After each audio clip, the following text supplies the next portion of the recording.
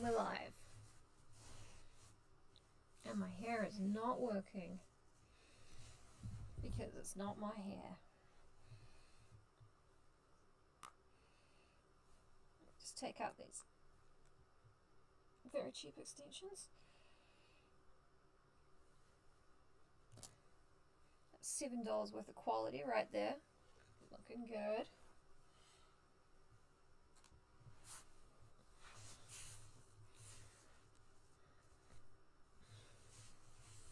Okay, that feels better. Okay, yeah, it says that I'm on. It says I'm live. That's good. I'm liking that.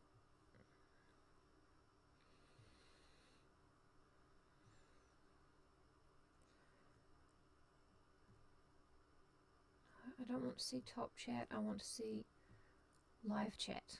Hey, there you are. I'm just going to text Evelyn. I always forget to do this kind of stuff.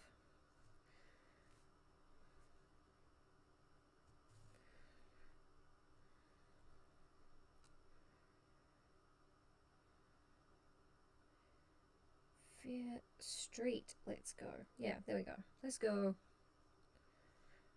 Okay. So nothing gross has actually happened yet. I think there is going to be a bit of animal cruelty in the second book, but I'm going to provide a warning for that before I read it. Because, you know, animal cruelty, no thank you.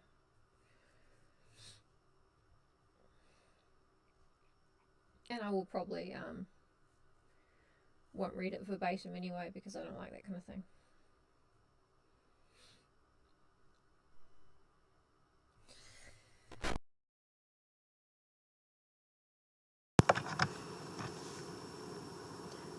Can you hear me at all?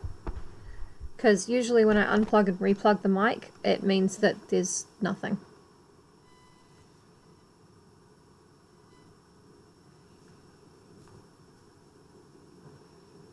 Nope.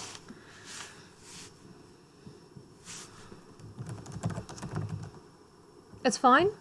I'm back.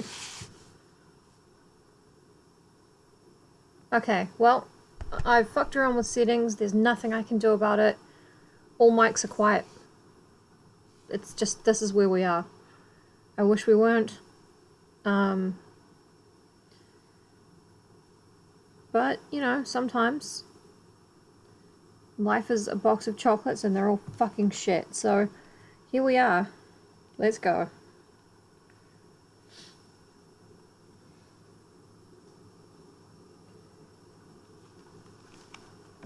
Oh, it's much louder? Okay, that's good.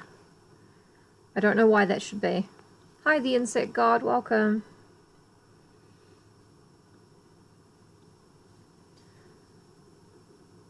It's better. Okay, that's good. Oh, as it is a Sunday, I'll put my church hat on. That a very kind friend sent me from my Amazon list, which I shouldn't have because, you know, they're awful. But, there we go. Alright, got my church hat on. Now I won't offend God by having hair.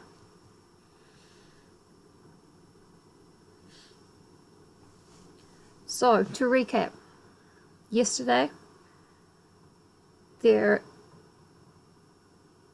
yeah, could have been. Could have been. It's very hard because the snowball, the mic is here and it plugs in there. Just really annoying. So last time we start off in the village of Shadyside, 1900. Nora Good is watching the Fear Mansion burning, and it's spelt F-E-A-R, and her beloved Daniel Fear is in the mansion with a bunch of ghosts and stuff. And she's like, Daniel, are you coming out? Even though the fire has been burning for an hour. She's all upset about this. And then, flashback. Wait, no, first she sees the ghosts inside the mansion, and one of them's a girl who was being burned at the stake for a witch. And then we flash back to the village of Shadyside, or the settlement of Shadyside, 1692, also called the Salem Year, where a family, Susanna Good, spelled with an E, I think, and her parents and the baby George, they live in the village. That's where they live. And she's really pretty, but her mother's trying not to let her be vain about it or whatever. It's really boring. They're super poor. They don't have a good blanket for the baby, even though they own a mirror.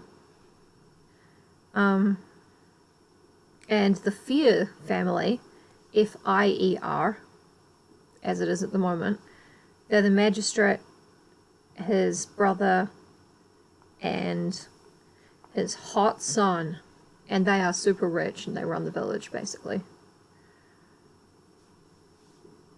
So Susanna has gone for a walk in the woods to get some more kindling, so she can cook, you know, colonial food. Flour and nothing. And it gets really scary in the forest, because this is R.L. Stein. She's, it ends on a cliffhanger. And she felt strong hands grab her from behind. "The evil one!" she cried. So exciting. I love R.L. Stein's cliffhangers. So that's the recap. And we are going to start very, very shortly.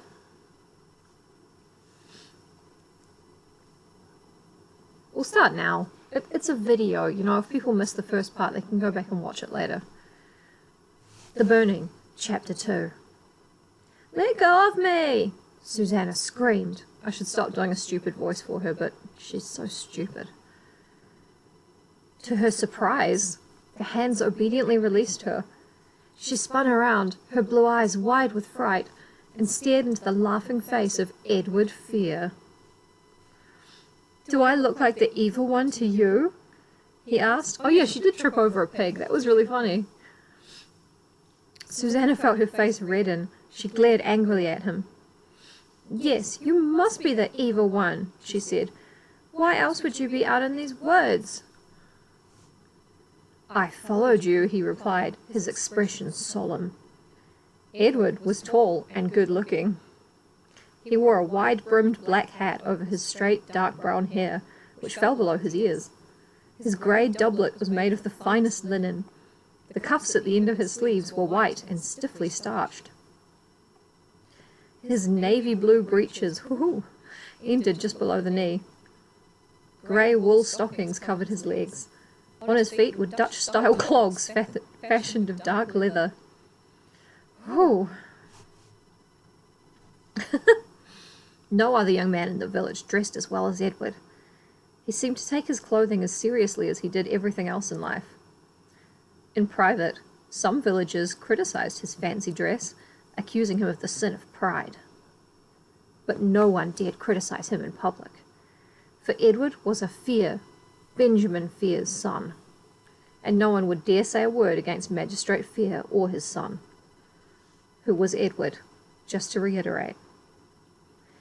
As the trees shuddered around them in a sudden cold breeze, Edward's dark brown eyes locked on Susanna's. "We should not joke about the evil one," he said, lowering his voice. "My father says the evil one's slaves have overrun our village." Yeah, his father is burning witches right, left, and centre, and he's doing it because he's a real bastard. He knows that they're usually hanged, and he's burning them because he's a dick. I am so afraid these days," Susanna confessed, lowering her gaze to the dark ground. "I keep dreaming about Faith Warburton. She was my friend," Susanna stammered. "I know," Edward murmured softly. "They seized her as a witch because she wore a red ribbon in her hair. They burnt her." Susanna's words were cut short by a sob. Edward placed a hand on Susanna's trembling shoulder. I know that my father must have had proof of your friend's evil practices. He appears stern, but he is a fair and just man, Susanna. He just loves setting fire to teenage girls. Don't kink shame. We should not be here together. We have to stop our secret meetings. They put me in great danger, Susanna said softly. You are in no danger, Edward replied. I wanted to talk to you, Susanna. I wanted to... Before Susanna could back away, Edward had his arms around her waist. He lowered his face to hers and kissed her. The hat tumbled off his head, and he pressed his lips against hers, urgently, hungrily. His hat falling off is so funny, I'm sorry. His hat fell off and it landed square on the pig, who looked around like, who, me? Susanna was breathless when she finally pulled free.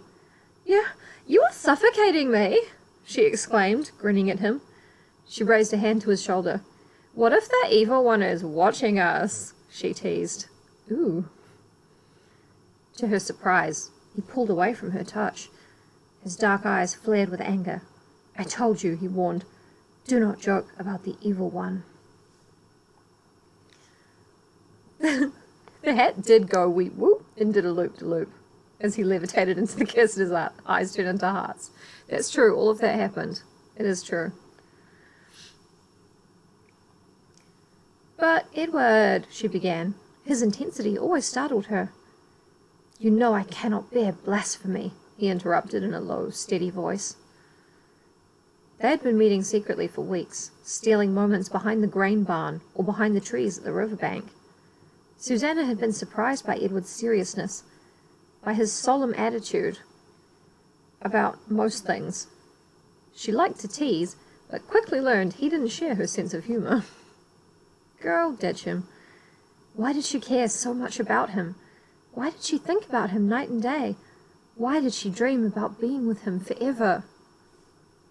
Because she's horny. Because he needed her. Because he seemed to feel as she did. She gazed up at him coyly. Being alone here together in the woods, that is a crime against village custom, she said. What do you think your father would say? Hi, Jessie, he replied. He picked up his hat from the ground, gripping it tightly in one hand. Being here with you, Susanna, is no crime. Why is that? She teased. He hesitated, gazing at her as if trying to see inside her head, to read her thoughts. Because we love each other, he said finally. And before she knew it, they were wrapped in each other's arms again. I want to stay here, Susanna thought happily. Stay here with Edward, in the dark woods. Live in the wild together, just the two of us, away from the village, and away from everyone. She pressed her cheek against his, surprised that his face was as hot as hers. Oh, I love a man with a hot face, don't you? Fresh, hot face. A sudden noise made her cry out and pull away. Voices! Edward! Someone else is here! She cried, raising her hands to her cheeks in horror. We're caught! And that's the chapter. That's the end of chapter 2 because it's a cliffhanger. But wait. Chapter 3. Edward's dark eyes grew wide with fear. He grasped Susanna's hand tightly. They listened, frozen together in the dark woods as if they'd been turned to stone. The voices rose, carried by the wind. Chanting voices. Burn the witch! Burn the witch! Burn the witch! Oh! Susanna gasped. The chanting voices weren't coming from nearby. The wind was carrying the sound from the commons. Ah, there is no one here, Edward said, smiling with relief. Poor Abigail Hopping, Susanna whispered. If she is a witch, she must face the fire, Edward replied, still holding Susanna's hand, in case you'd forgotten. Susanna rested her head against his shoulder. We should get back. I went out for firewood. I should have been home. My mother will think the evil one has taken me. Grow-eyed with fear. Oh, nice. You go first, he told her. I will wait here a while before I return. I've got to take care of something. Are you going to tell your father about us? Susanna asked eagerly. Yes, Edward told her, when the time is right. She leaned forward and kissed him again. Whew! She didn't want to leave. She didn't want to go back to her tiny dark house. She didn't want to return to all the anger and fear of the village. Edward gave her a gentle push, his hands on her shoulders. Go. Just fuck off. Get out. Shoo. She forced a smile, then turned and ran off, pulling on the cap and covering her hair. We're going to be married, she thought, her heart pounding. Edward and I are going to be married. I am going to be the wife of Edward Fear. And he is going to be the husband of me, and we are going to be married together at a wedding. Only a few of those I made up. She felt as if she were floating through the trees.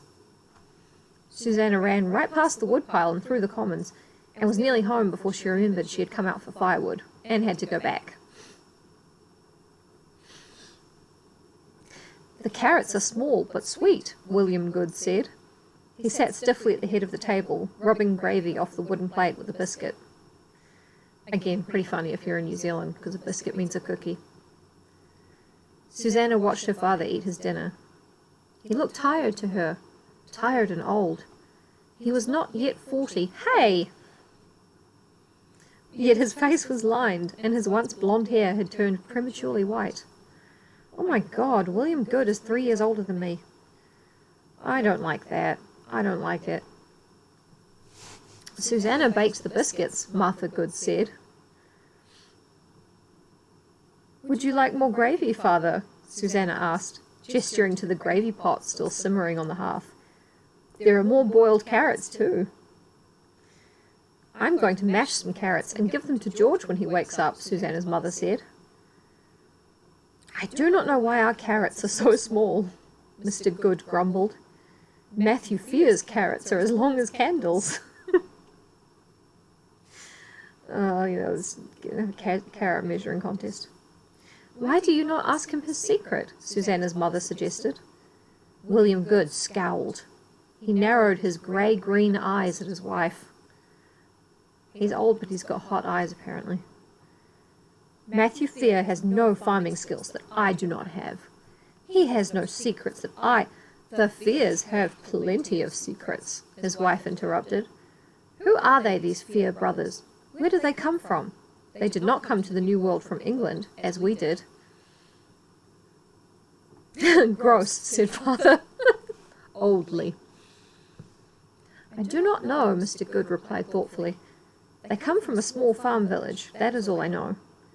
They were poor when they arrived, both Fear brothers and their wives, but they have prospered here, and that proves they are pious folk, favoured by the Maker. His wife sighed. These carrots are sweet enough, William. I did not intend to hurt your feelings. Never tell a man his carrots are sweet enough. William Good frowned. Sweet enough, he muttered. Help me clear the dinner table, Susanna, Martha Good ordered. Why are you sitting there with that dazed, faraway expression on your face? That's always her expression. How dare you talk about another man's carrots at my table? Sorry, Mother. Susanna started to get up, but her father placed a hand on her arm to restrain her. Susanna will clear the table in a little while, he told his wife. I wish to speak with her first. He stood up, pulled a clay pipe down from his pipe rack. He's got an entire pipe rack. Filled it with tobacco from his cloth pouch and went over to the fire to light it. Susanna turned in her chair, her eyes trained on her father, trying to read his expression. What did you wish to speak to me about, Father? About Edward Fear, he replied, frowning as he puffed hard to start the tobacco burning. First the carrots, now he's puffing on a pipe. It's very... Am I the only one who's seeing everything as being very phallic, or is it just like, am I having a personal problem? Don't answer. Susanna gasped. She had never discussed Edward with either of her parents. She and Edward were merely acquaintances, as far as her parents knew. Holding the long white pipe by the bowl, Mr. Good made his way back to the dinner table. He pulled back the stool next to Susanna's and sat down stiffly. He's old, remember. What about him? Susanna stammered, clasping her hands tightly in her lap. Her father leaned close to her. Pipe smoke rose up in front of him, encircling them both in a fragrant cloud. You get it? Smoke, like from burning? And she was looking for firewood, which she used to burn things with? It's amazing. It's so subtle. You and Edward Fear have been seen walking together, he said. Oh, he accused, I'm sorry. Walking together without a chaperone present. Apart from that pig you tripped over. Susanna's mouth dropped open. She took a deep breath, then started to speak, but no sound came out. Do you deny it, daughter? Her father's white eyebrows arched over his grey-green eyes, which burned accusations into hers. Do you deny it? No, father, Susanna replied softly. You were seen in the woods together. Oh, thank you, Danny. Yeah, it is super phallic. Super phallic, gradualistic. Whatever. It is a bit Freudian, yeah. Yeah.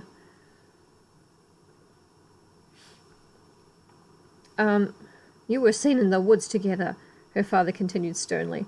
He held the pipe close to his face, but didn't smoke it. Why? Yes, father, Susanna muttered, her heart thudding in her chest. Then the words just burst out of her. She'd been longing to tell her parents, and now she could hold back the news no longer. Edward and I are in love, she cried. He wants to marry me. Is that not wonderful? Her mother turned from the hearth, her eyes wide with surprise. William Good's face reddened. He lowered his pipe to the table. Daughter, have you lost your senses? Are you living in a world of dreams? Susanna gaped at him. Didn't you hear me, father? Edward wants to marry me. Her father shut his eyes. He cleared his throat loudly. The pipe trembled in his hand. You cannot marry Edward Fear, he said quietly. What are you saying? Susanna whispered. Why can't I? Because Edward Fear is already betrothed, Mr. Good replied flatly. Susanna gasped. What? Edward Fear is engaged to be married, her father said. Edward is to marry a young woman of Portsmouth. His father told me this morning. It's not really a cliffhanger, it's more of a dramatic end to a chapter, but that was the end of chapter 3. Hi, Mahu Scream. Hi. It is a metaphor. It's a metaphor for having a pipe and smoking it too. I think he is. I think he's still holding the unsmoked pipe close to the reddened face. I'm not sure what his grey-green eyes are doing at the moment. Hey, Josh, welcome. Okay, so basically, Susanna was not being grabbed by the devil at the end of the last one. She was being grabbed by Edward Fear, who was her little sweetheart. But his family's rich and her family's poor, so they're not allowed to get married.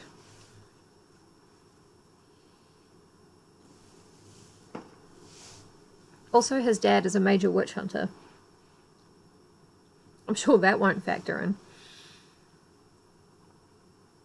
Well, we can't be sure anyone's not the devil at this point. But anyway, Edward is already engaged. Chapter 4. The hearth fire flickered low. Long shadows slipped across the floor. In her sleeping alcove, huddled under an old feather quilt, Susanna turned her face to the wall. She's got a feather quilt? Damn, this family has so much shit they could sell to get a blanket for the baby. How could Edward be so cruel? She asked herself for the 1000th time. How could he lead me to believe that he cared for me?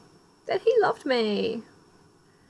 Susanna pressed her face into the pillow to muffle her sobs. Hello, darling. Why are you wet? You haven't been outside. Oh my god. I don't want to know. You comfy? Should we tilt it down so that people can see you? She had gone to bed early, hoping her parents wouldn't see how upset she was. Hours had passed now. A pale half-moon was high in the late night sky, and Susanna was still wide awake, still tossing in her narrow bed, crying softly and thinking about Edward with anger and disbelief. I trusted Edward, she thought. Yeah, Edward Fear.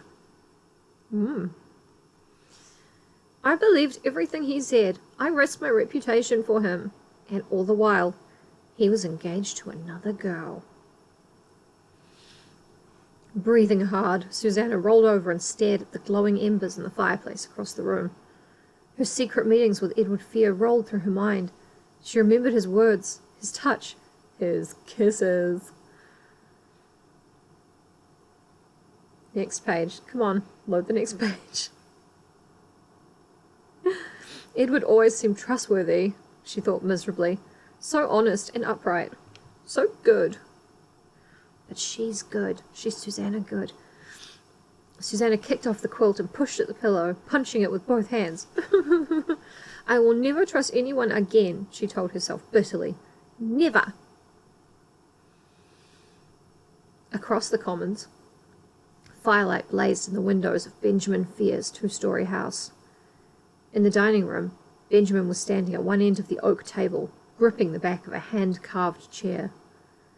As opposed to what? Oh yeah, no, she has not, talked to him at all. Communication is overrated, I think. You don't get much drama if you communicate well. Benjamin's son, Edward, glared at him defiantly from the other end of the table. Benjamin was big and broad-shouldered, an imposing man who looked as if he could wrestle a bull and win. Hoo-hoo! He had straight black hair that fell below his ears, and bushy black eyebrows over small dark eyes that seemed to be able to pierce through anything.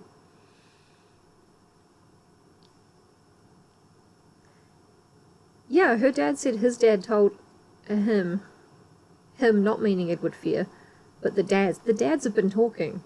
These guys have not. Benjamin's face was red and almost always set in a hard frown.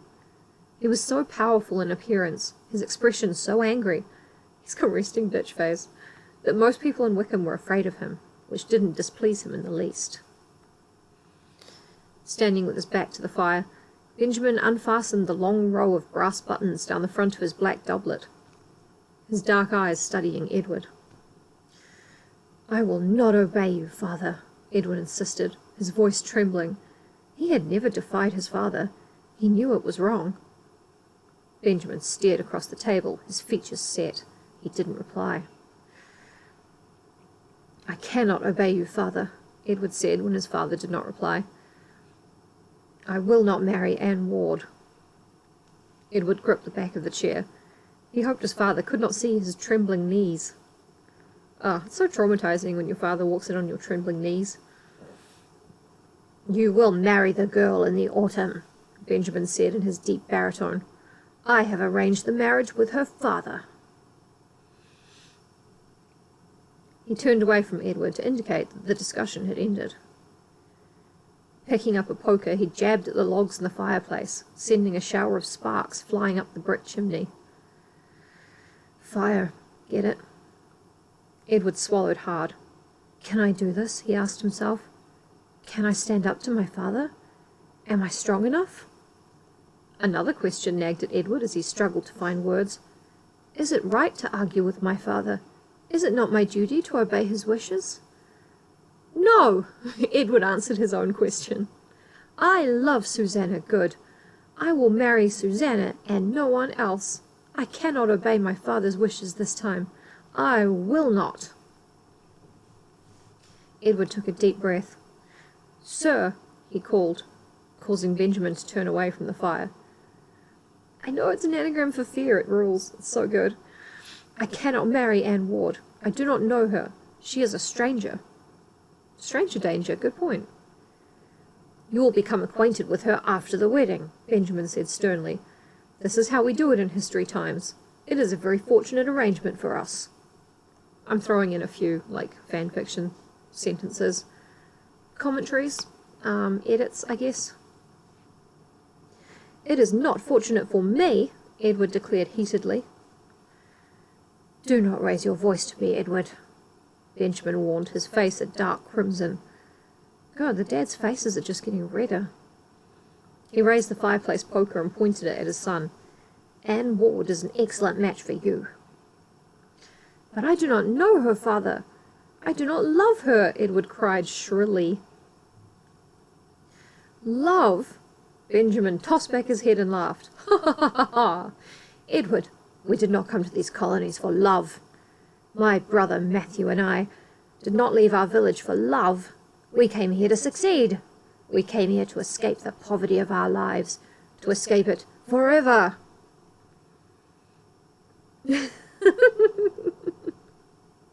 Yeah, exactly. I know, father, Edward said, sighing, but do you know how poor our family was in the old country? Benjamin demanded, setting down the heavy iron poker and returning to the table. His eyes burned into Edward's, hotter than the fireplace flames. Do you know how poor Matthew and I were? We ate rats to survive, Edward. I don't get how that's a joke, but I guess... I know, sir, Edward tried to interrupt. He had heard this speech before. Many was the night we huddled together to keep warm, Benjamin continued. We had no fire, no blankets. Fire. Edward lowered his gaze to the floor. He held his breath, waiting for his chance to speak. We came to the New World to succeed, Edward. Not just to succeed, but to prosper. You have done well, sir, Edward broke in. You are the respected magistrate of Wickham, and Uncle Matthew's farm is the most... We can do better! Benjamin exploded. Sorry, darling. Slamming his fist on the tabletop. Your marriage to Anne Ward will help us do better, Edward. Why, father? I don't see... August Ward is the tea importer for Portsmouth. Ooh, tea, remember? This is before the tea history happened. Benjamin explained, lowering his voice. Tea history has not yet happened, so tea is quite important for us. It has made him a very wealthy man. As his son-in-law, you will become a tea importer too. You will share his wealth. No, father, Edward shook his head. I cannot. I will not. You will, his father insisted sternly. You must. You must marry August Ward's daughter. Osmond can marry the Infanta. I cannot, father. I am in love with someone else. The words burst out of Edward's mouth before he could stop them. He gasped, realizing what he had revealed. For a brief moment, Benjamin's eyes widened with surprise. Then his expression quickly darkened. In love? He asked, his voice rising sarcastically. With whom? He made his way down the long table to confront his son. With whom? He demanded again, bringing his face a few inches from Edward's. Would anyone like to know how to tell the difference between who and whom in a way that is quite easy to remember and understand, like which one you should be using? Edward's pants smouldered as his father's ears smoked. His knuckles were white hot, and they cracked like burning logs. His teeth were speckled black, like the remnants of charcoal and white ash. Yeah, that's pretty much the level of subtlety we're dealing with. Basically, the easy rule... I know writers who use subtext, and they're all cowards. Basically, the easy rule between who and whom is you use who if you could replace it with I, and you use whom if you could replace it with me. Like, with whom are you in love? With me. Who gave you that? I gave you that. See? Easel peasels. Now you'll never forget. We probably will forget. It's not super important. Anyway, with whom are you in love, Edward? Susanna Good, Edward replied weakly. Oh my god. Subtext is an anagram for butt sex. Oh my god.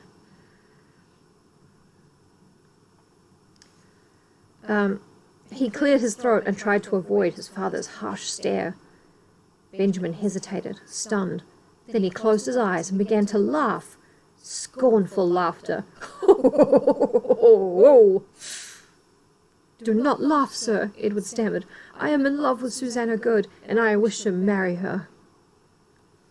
Benjamin Fear shook his head, his smile lingering. William Good owns 2 scrawny chickens and 2 cows. His daughter is not a match for you, my son. He didn't really hesitate, no. Edward took a deep breath, trying to calm his pounding heart. In his 17 years, he had never argued with his father, never dared to disagree with him. I'm glad that the boyfriend is 17 when the girlfriend is 16. That's just... You're just kind of like, oh good. Thanks for that, YA fiction. I'm just glad. Please, he prayed silently, give me the strength to stand up to my father now. I know I am right. I know I cannot betray Susanna. Please give me the strength. Whoa. Butt dial and booty call are technically synonyms. That's true. And Rudy Giuliani has done both. If he took Anne's last name, he'd be Ed Woodward. He'd be Ed Woodward. Oh my god. Okay, sir, Edward began, Susanna is a pious girl. She is the girl I will marry. I cannot marry a girl for her wealth.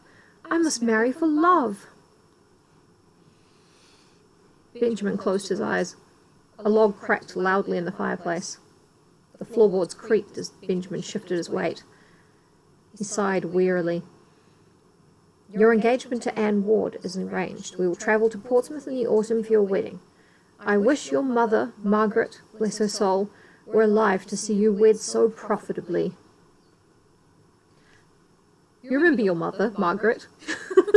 Margaret, Edward, Margaret. Your mother, do you recall?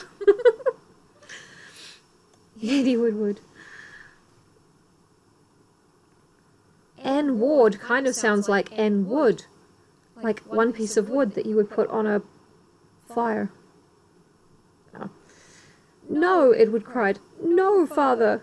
He could feel his anger rise, feel the heat of it in his chest, feel himself losing control, for the first time in his life. I have always obeyed you, sir. I know you are a wise and honourable man. But it is my life, Edward screamed, his hands balled into tight fists at his waist. It is my life, and I will marry Susanna Good. I will marry her even if we have to run away to do it. Edward turned from his father and ran from the room, with his arms at his sides, Naruto running. Edward, famous for fear films. I know, it's all coming together. I did it, he thought, relief mixing with his anger as he made his way to his bedroom. I said what I had to say. I stood up to my father, the magistrate of the village who's been burning teenage girls lately. This was a great idea. Back in the narrow dining room, Benjamin Fear slumped heavily into a chair. He fingered the shiny buttons of his doublet as he stared thoughtfully into the fire. Oh, I hate that song, man. I hate that song. I don't hate it. It's just really annoying.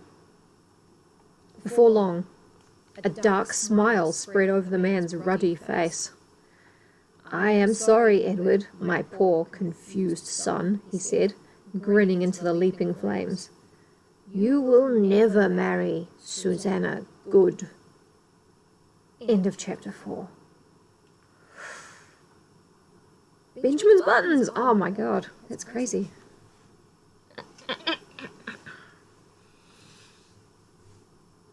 Holy shit, it's dark outside.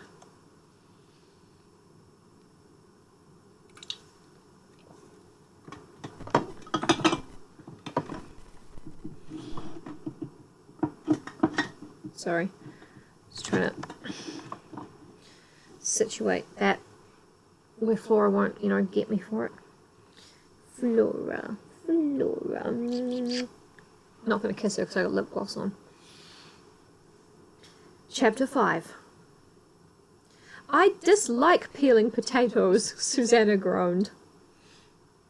Oh, this is Flora. Hello, Flora. She's named for my great-great-grandmother, aren't you? We didn't find a birth certificate for her, so we think she might be a vampire. Yes. A death certificate, rather. Or murdered by her husband, we're not sure. Isn't that right? Yes. It's Flora Bella. And she needs kisses on the top of her head to grow big and strong, don't you? I can't because I got lip gloss on. I don't want to. Oh, she's super snuggly in the winter. I don't know why. Anyway, I dislike peeling potatoes, Susanna groaned. Her mother, seated in the front of the hearth with the baby on her lap, don't forget the baby, raised her eyes to Susanna. It is kind of a play on flora and fauna. Yeah, we named her Flora because ironically she is fauna. And all the cats had names that started with F. We had Felice, Faith, Fitz, Frey, and then Flora. And Dad calls them the effing cats. It wasn't my idea to have that naming scheme. And her mother says, "Are you feeling well, daughter? It isn't your nature to complain." "I am feeling well," Susanna replied, sighing. "I shall never feel well again," she thought miserably. "Never, never, never." She wanted to tell her mother everything. Tell her about Edward and how he'd lied to her, how he had betrayed her. But Susanna knew she had to keep her broken heart a secret. Her meetings with Edward were against all rules of conduct. Susanna had sinned, and now she was paying for her sins. Paying with an empty feeling that gnawed at her without relief. Paying with a heavy sadness she knew she'd never shake. Damn, that sucks. Martha Good rose from her chair, cradling the sleeping baby in one arm, and stepped up behind Susanna at the table. She put her free hand to Susanna's forehead. You feel a little warm, daughter. Do you feel feverish?" Oh my God, she already feels warm. Susanna lowered her knife and gazed up at her mother. "I am not ill," she said impatiently. "I just detest peeling potatoes. They are so wet and slippery." Yeah, all rules of conduct. Yep. They had a three-way with a duck. They fought a swan. They did all kinds of things in the woods. Martha Good took a step back, startled by Susanna's vehemence. "We should all be thankful that we have been given potatoes for our meal," she said softly. "Your father works so hard, Susanna. It is a sin to complain if there is food on the table." "Yes, Mother," Susanna relented, lowering her eyes. Edward's face flashed into her mind, his thick brown hair, his dark eyes. "Where are you now, Edward?" Susanna wondered, picking up another potato to peel. "What are you doing? I know you are not thinking about me.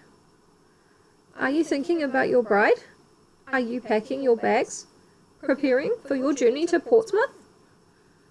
She uttered a long sigh and stabbed the knife blade into the potato. This is the most violent thing that's happened yet, but it's going to get pretty bad. "Susanna, are you sure you are not ill?" her mother demanded.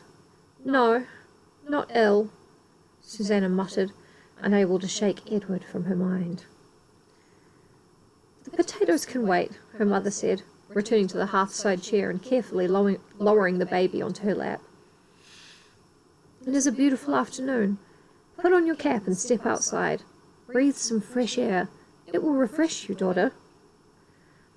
"I do not feel like breathing fresh air," Susanna snapped. I might see Edward, she thought, her heart skipping a beat at the idea. And what would I do if I saw him again? What would I say? She could feel her face redden in shame. Everyone's got super red faces for different reasons. I don't know what's going on. I was such a fool. Struggling to hold back the tears, Susanna picked up another potato. The door burst open without warning. Susanna and her mother both cried out in surprise as two village men stepped into the room, grim expressions on their faces. It was the construction worker and the... Who were the other village people? I can't even remember the construction worker. There were two construction workers, the main one and the backup. What? Martha Good started, but her voice got caught in her throat. The baby opened his eyes and gazed up at her, startled. I'm just a baby. I don't know what's up. The two men stepped to the centre of the room, revealing Benjamin Fear in the open doorway.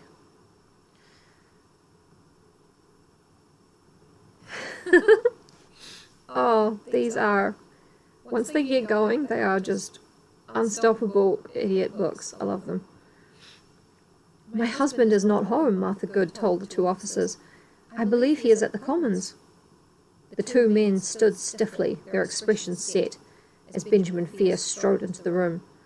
His black boots clonked heavily on the floorboards, his face red beneath his tall black hat.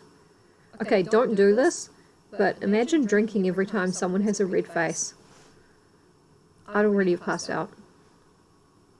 We are not here for your husband, Martha Good, he said coldly in his booming baritone.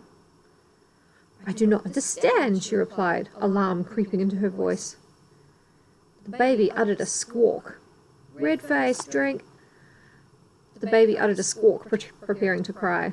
Martha Good pulled him close to her chest. What business have you with me, Magistrate Fear? She asked, climbing reluctantly to her feet. That drinking game would be deadly, but not as deadly as, every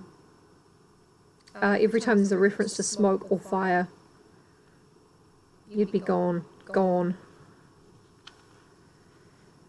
Benjamin Fear ignored her question. Keep watch on them, he instructed the two men. I will search for the proof. Proof?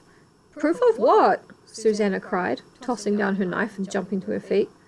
Why are you here? Why can you not wait for my father to return? Benjamin ignored Susanna too. He strode quickly to the hearth, his black cloak sweeping behind him. Aha! He bent down, as if picking up something from behind the kettle. When he turned around to face them, Benjamin held a purple cloth bag in one hand. His lips spread into an unpleasant smile. I believe we have the proof we need. Proof of what? Susanna demanded shrilly. Benjamin walked quickly to the table and overturned the bag, spilling its contents onto the tabletop. To her astonishment, Susanna saw a chicken's foot, some feathers, dried roots of some kind, a small bone, and a glass vial containing a blood-coloured liquid. What could it be? What is that? Susanna cried. That does not belong to us, her mother cried, her face pale, her troubled eyes darting from the items of the table to Benjamin Fear. We have the proof we need, Benjamin told his men, holding up the empty bag. He gestured to Susanna and her mother.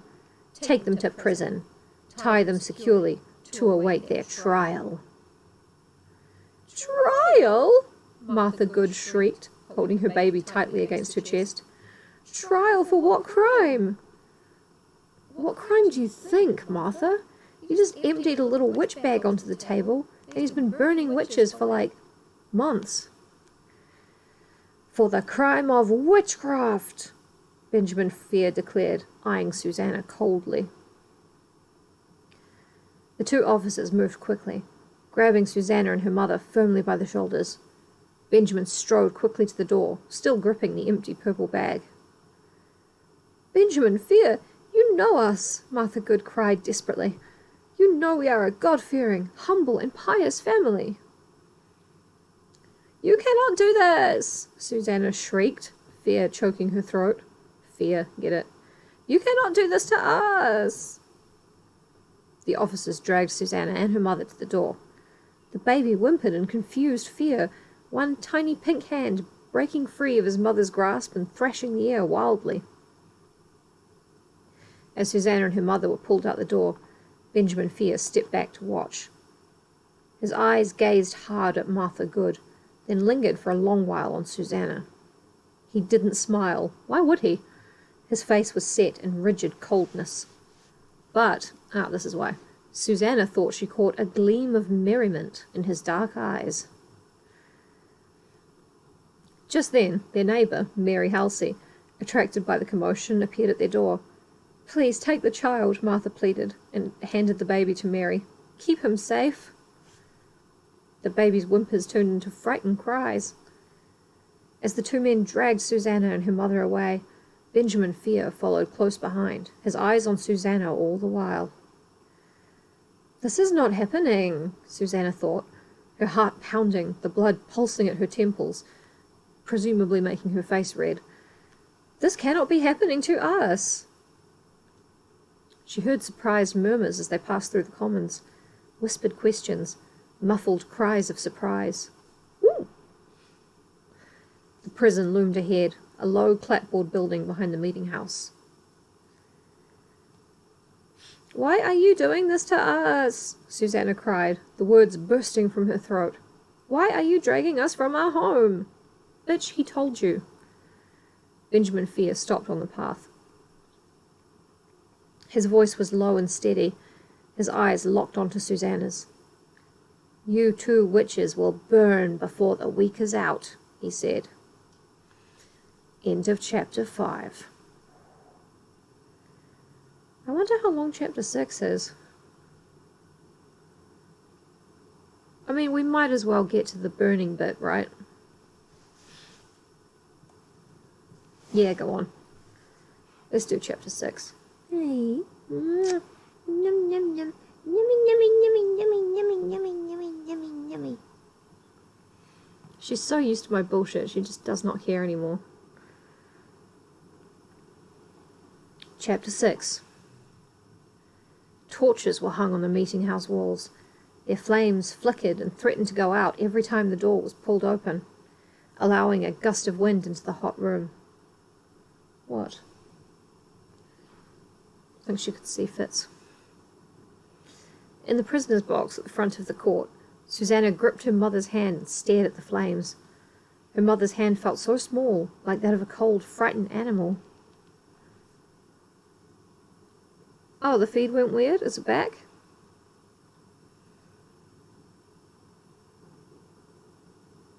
It's probably back. Without realizing it, Susanna had nervously started chewing her lower lip. Now she felt the bitter taste of blood in her mouth. "They burn witches," she thought, staring at the torchlight. "They've burned 3 already." Okay, good, as long as it was just a second. Her entire body convulsed in a shudder of fear. She squeezed her mother's hand tighter. Even though witches in other parts of Massachusetts colony were hanged, Benjamin Fear believed that burning was the only way to punish a witch. "But I am not a witch. Surely if there is justice in Wickham, I will not be found guilty." The long, low-ceilinged room was filled with shadows. Solemn faces flickered in the orange torchlight. Eyes, dozens of eyes, peered at Susanna and her mother. I'm just not sure why they're holding the trial at night. Like, it seems expensive, you know? Doesn't matter. The rows of wooden benches stretched to the back of the long room.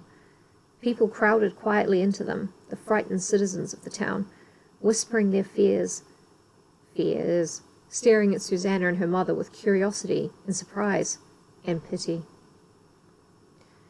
The whispers and hushed voices grew louder until Susanna wanted to cover her ears. It is more cinematic, yeah, and then there can be like fire on the walls and Susanna can be like, "Oh no, fire! I hope fire doesn't happen." "Mother, why do they stare at us like that?" she uttered in a frightened voice, leaning so close she could feel her mother's trembling. "They know us. They know who we are." "Some believe they are staring into the faces of evil," Martha Good replied, squeezing her daughter's hand. "But they know us," Susanna repeated shrilly, her heart thudding in her chest. "Our innocence will soon free us," her mother replied softly, Her words were brave, but her entire body shook with fear. She was literally twerking with fear. It was crazy. "Edward, where are you?" Susanna wondered. "Have you spoken to your father? Have you told him about us?" "Yeah, no shit, he told him about yous. Why do you think this is happening?" "Edward will not let us burn," Susanna said out loud without realizing it.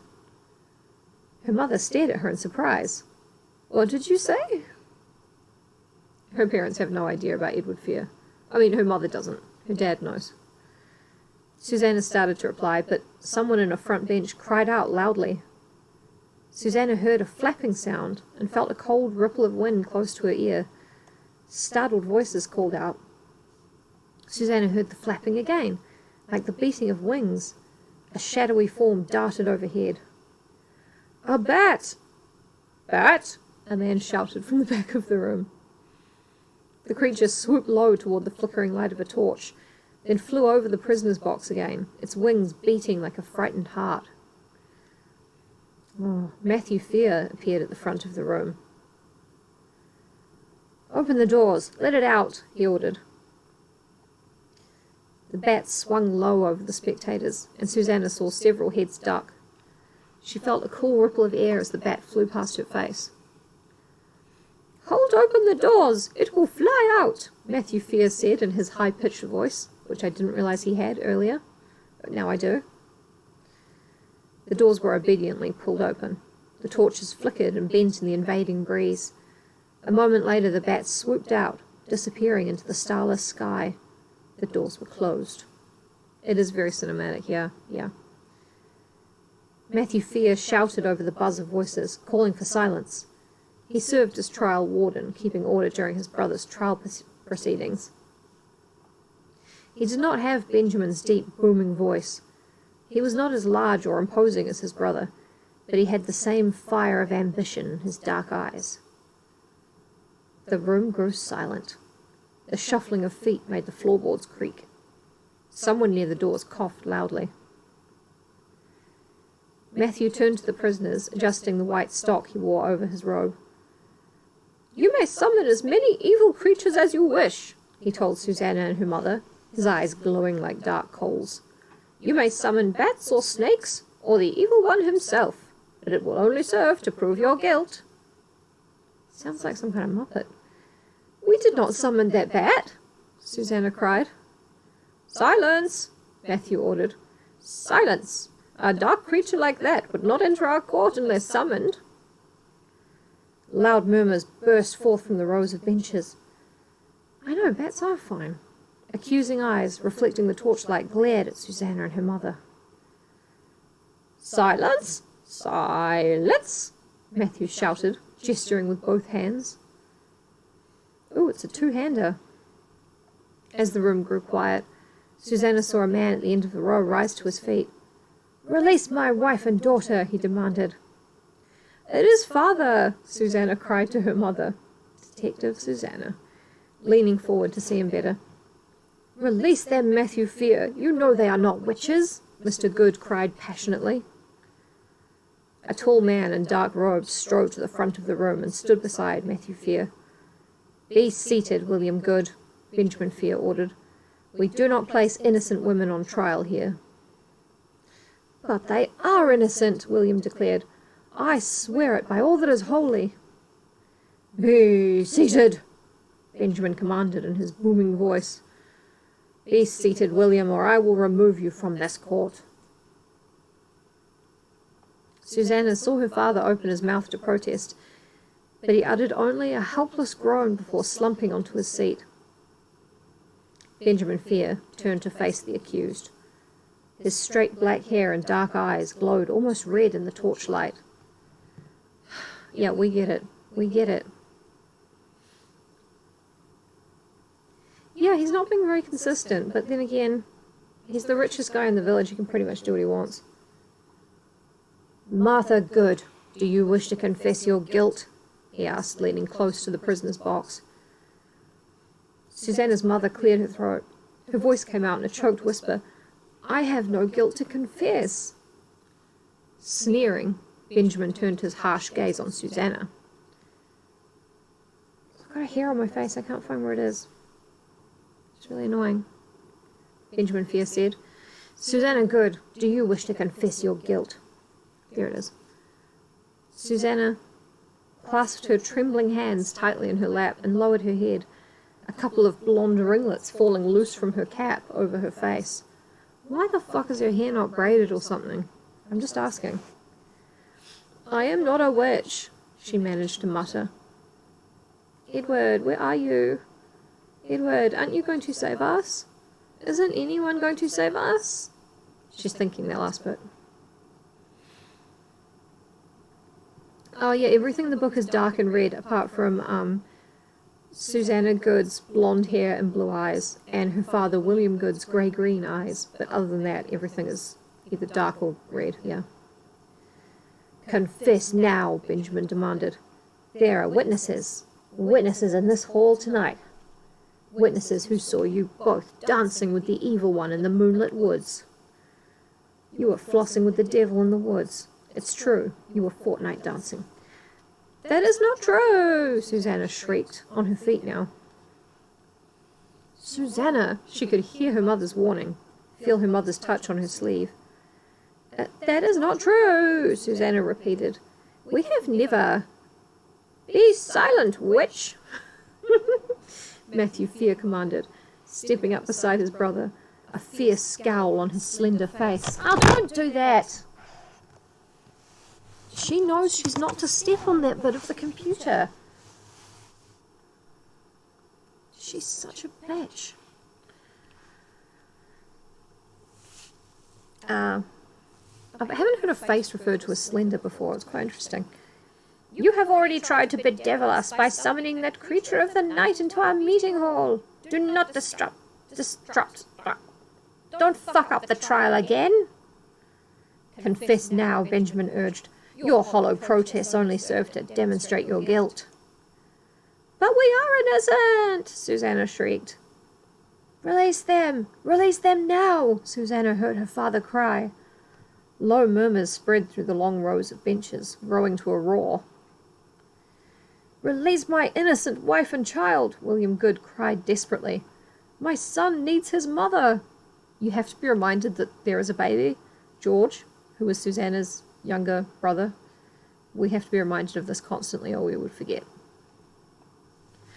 Matthew turned to point to Susanna's father, who stood with his hat gripped tight in one hand. Remove him from the hall, he shouted angrily. Suddenly John Halsey, Mary Halsey's husband, they're their neighbours, stood in the back of the meeting house. Yeah, this was like, reading this I was so upset as a child because I was like, but, that's not fair. They're not being fair.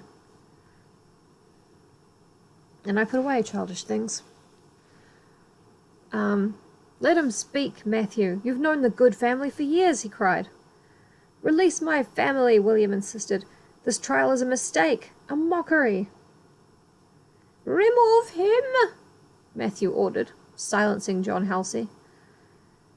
From out of the shadows, 2 militia officers moved quickly, pushing their way into William's row, grabbing him by the shoulders. Staring over the startled, silent faces of the onlookers, Susanna saw her father struggle. She heard angry shouts, scuffling, a hard blow followed by her father's cry of pain. Everyone likes a hard blow, am I right? A few moments later, she could see her father's limp body being dragged up the aisle. The doors at the back were flung open. The sudden breeze threatened to extinguish the torches against the walls. The flames dipped low, the darkness deepened. Then the flames rose up again. Symbolically. The room returned to heavy silence. Her father had been taken out. Oh, really? Did you need to add that sentence? Like, were people reading this and they're like, wait, what was all that about? You cannot save us, father, Susanna thought, cold dread tightening her throat. You cannot save us. So who will? Will it be you, Edward? Are you here? Will you speak to your father? Will you rescue us from the fire? Or will you betray me again? We have all witnessed their dark powers, Benjamin Fear announced to the rows of onlookers. We have seen them try to darken this hall just now. The torches nearly went out, but our goodness prevailed over their evil power. He turned to Susanna and her mother. Your evil could not douse our torches. Your evil could not put out the light of truth in this room. It was the wind that nearly doused the torches, Susanna cried. Silence, witch! Benjamin screamed, his booming voice ringing off the dark wood walls. He raised one hand high above his head. Susanna saw that his hand was gripping the purple bag, bulging with its odd assortment of items. I found the proof of your blasphemy, Benjamin declared. I myself found the tools of your witchcraft. I found this near your hearth, a hearth made cold by the presence of the evil one. That does not belong to us, Susanna screamed, feeling her mother's restraining hand on her sleeve once again. Oh, wait, were you here when, Benjamin Fear planted, like, a bag full of witch stuff in their house? Because that's what that is.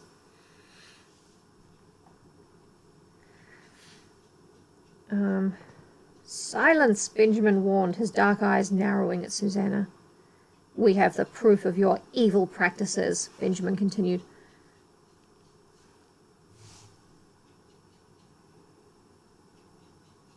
There's a bird yelling outside.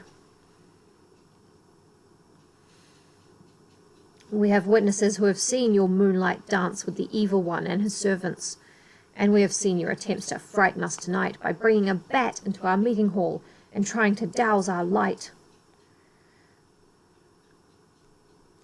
Head over heels in love with Satan and all his little wizards, as Blackadder might say. No! Susanna shrieked, tugging at the sides of her hair with both hands. No! No! Good shall always triumph, Benjamin continued, ignoring Susanna's shrill cries of protest. Good shall always triumph over the evil one. Those of us with pure hearts shall always triumph over your kind, Martha and Susanna Good. And when I say good will triumph, I mean the concept of good, not you guys, because your surname is Good. I realize this is confusing. Thank you for your time. Susanna's mother lowered her head, but Susanna could see her shoulders trembling and knew her mother was crying.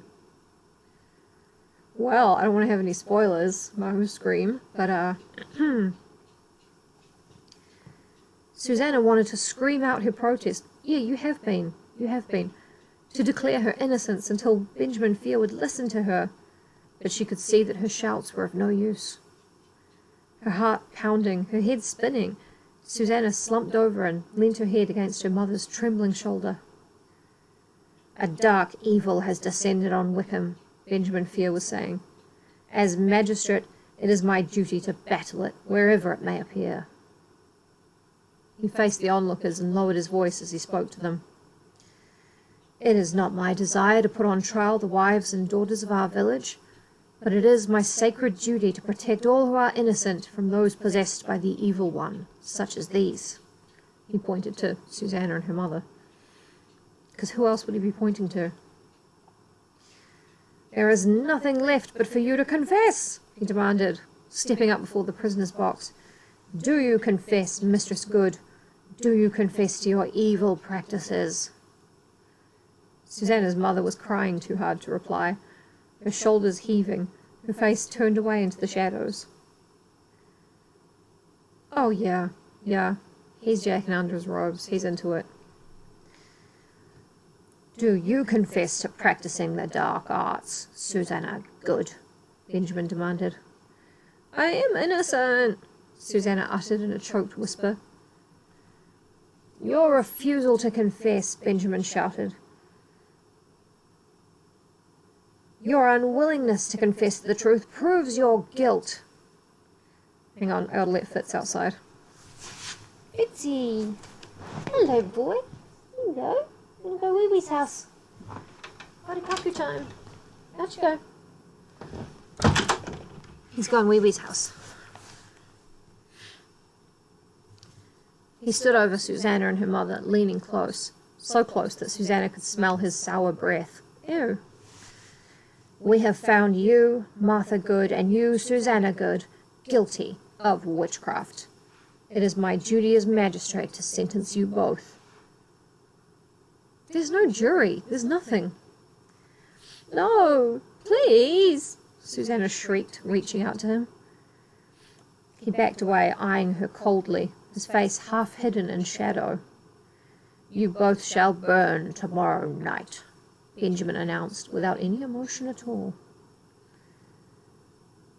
A pale half-moon, poking through wisps of dark cloud, cast a faint rectangle of light through the tiny window of the prison cell.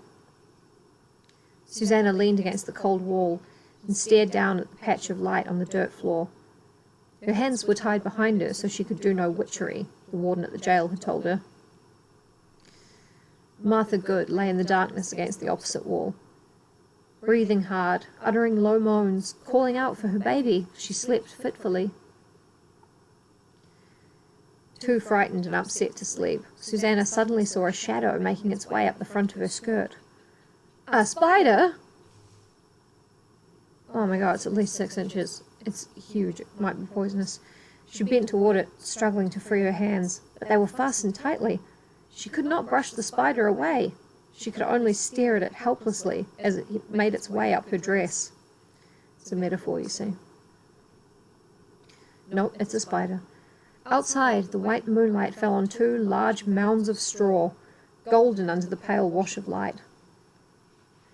Is this the straw we will burn in? Susanna thought with a shudder. Are these mounds of straw waiting to be our final bed? Well, no, because you're going to get burned standing up. The spider was up to her waist, its legs moving quickly over the coarse fabric of the dress. As she stared at the mounds of straw and pictured them afire, a strangled sob burst from her throat. She turned her eyes from the window. I am not a witch, she thought with fierce bitterness. My mother is not a witch. What of the 3 who have already burned? Were they innocent too? Are the innocent burning in Wickham? Can that be true? Suddenly, the moonlight appeared to be snuffed out. The tiny cell was cast in deep darkness. Startled, Susanna turned to see a silhouette on the other side of the window, blocking the light. Who's there? She stammered. Susanna! Came a hoarse whisper. Oh, it's a horse. Edward! She cried, feeling a burst of joy lighten her chest. Edward! Have you come to save us? End of chapter 6. Cliffhanger. I don't think we're going to get up to the burning. It's been over an hour.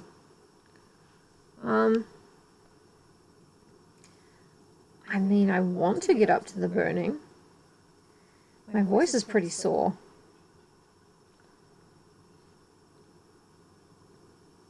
Alright, fuck it, let's go. If you guys are still keen. We'll do one more chapter.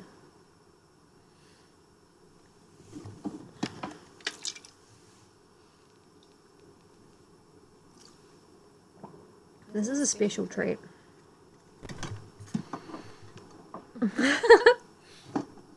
Yeah, exactly. He's Spider Puritan. Bring me more wood carvings of Spider Puritan. Chapter 7. Edward Fierce stared at her, his face half hidden in darkness, much like his father's was a few, 2 paragraphs before. Have you come to save us? Susanna repeated in an eager whisper. Edward hesitated. Susanna could see his dark eyes staring in at her, studying her, coldly. Save you? Why would I save you? He demanded finally, his voice as cold as his eyes.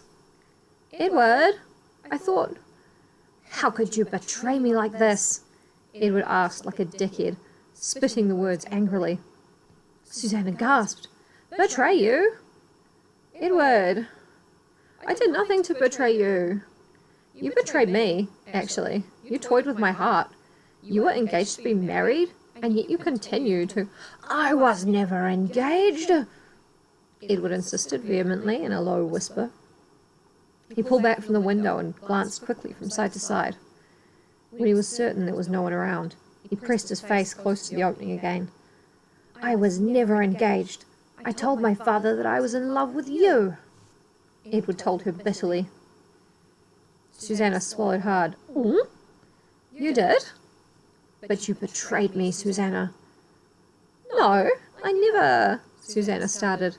You betrayed me with the evil one, Edward accused, his dark eyes glowing with anger, as embers might, or something else you find in a fire. No, I am innocent, Edward, Susanna whispered fiercely. You must believe me, you must. You cannot be innocent, Edward whispered. You are a witch, Susanna. You tried to lead me astray, but your evil was exposed in time. No, I am innocent, Susanna declared. Edward, you know me. We have been so close. We have meant so much to each other. How? Her voice caught in her throat. She took a deep breath and tried again. How can you be so certain of my guilt?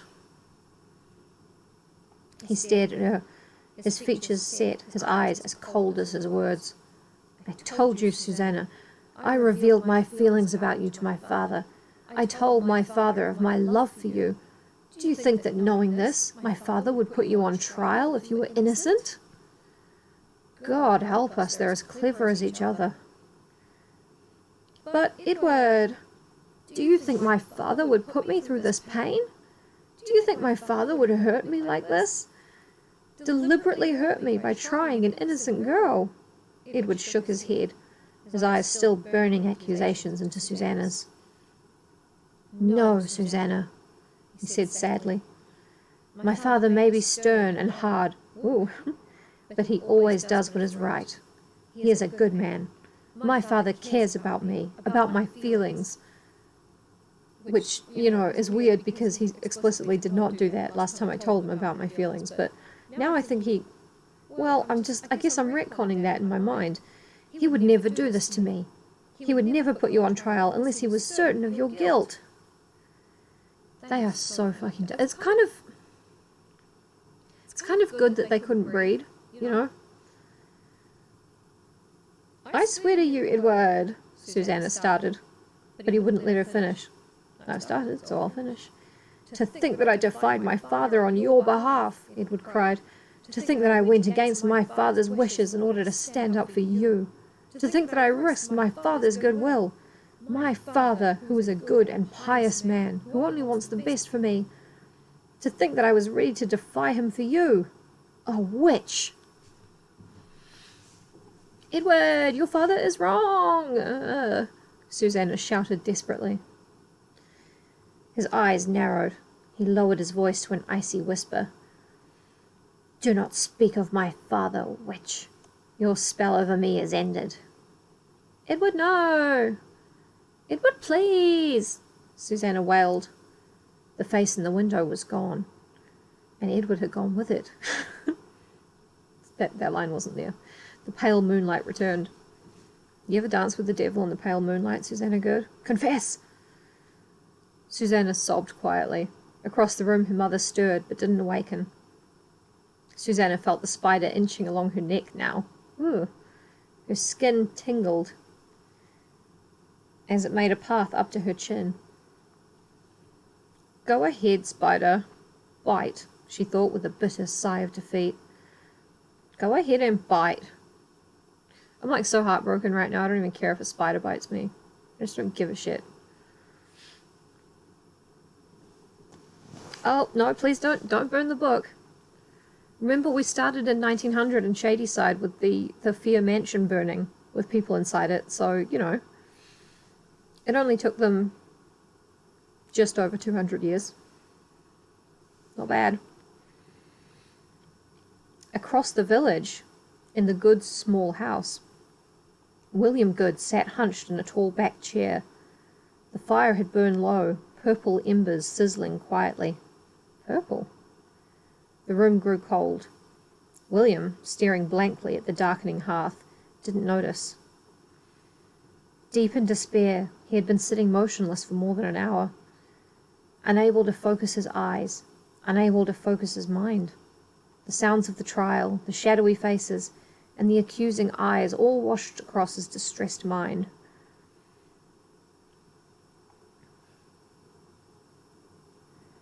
I mean, it's been a while since I've read about the witch trials in Salem, but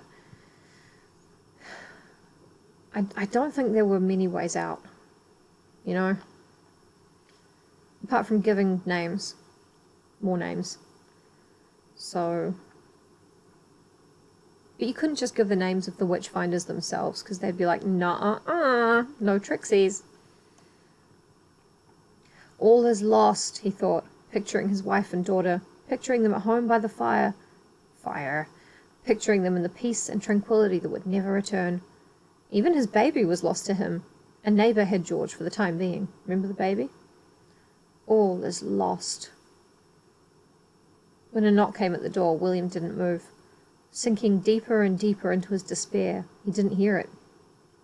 The knock repeated. And then again, even more loudly, a third time. We cannot forget the goddamn baby. Baby George. He's still here. That's his slogan. I'm still here. I'm a baby.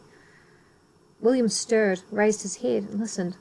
Yes, a knock on the door. Giles Corey. Giles Corey. They crushed him with stones, and they asked for names or for him to confess or recant, and all he said was more weight. Absolute king.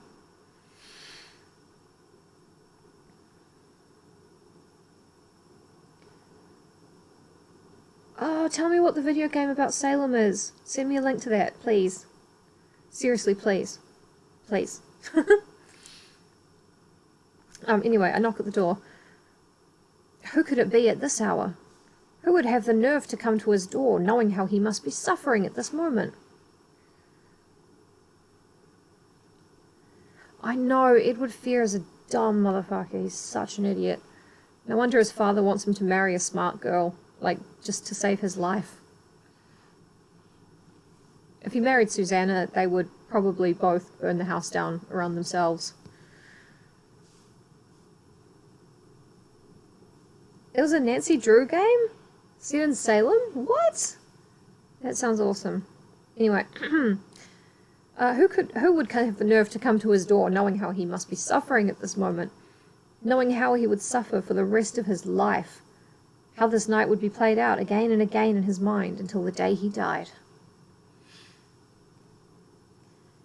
The loud knocking was repeated. Someone was being very insistent. With a groan, William pulled himself unsteadily to his feet. The purple embers came into focus. The fire is dying, he thought. Everything in my life is dying. More loud knocking. Go away, William muttered. But he made his way to the door and pulled it open.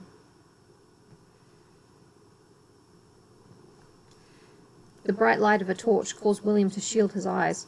Slowly, the face of the torch-bearer came into view. Matthew Fear, what do you want of me? William demanded weakly. Have you come to take me away too? End of chapter 7. Oh my god, this bitch hasn't even burned yet. I think I'm actually going to have to call it before the burning, because it's been an hour and a half. It is quite exciting, isn't it? Why is Matthew Fear visiting William Good? While his wife and daughter are in prison, and baby George, don't forget about the baby, is with a neighbour. What could he possibly want? We'll find out tomorrow, or even later tonight when I get my voice back. Thank you all so much for watching this and listening to it and stuff. This is really fun for me. The burning, finally burning. There's only been smouldering, there hasn't been any burning yet, you know. I really enjoy doing this stuff. It's so dumb. And thank you for putting up with me giving Susanna a stupid voice, because I realize it's a really irritating voice. But yeah. It's a slow burn! Oh! Class. Absolute class. Alright. See you guys later. Have a wonderful day or night or afternoon, wherever abouts you are. Unless you're my enemies, in which case, do not ever have a good night. Ever in the world. Good night.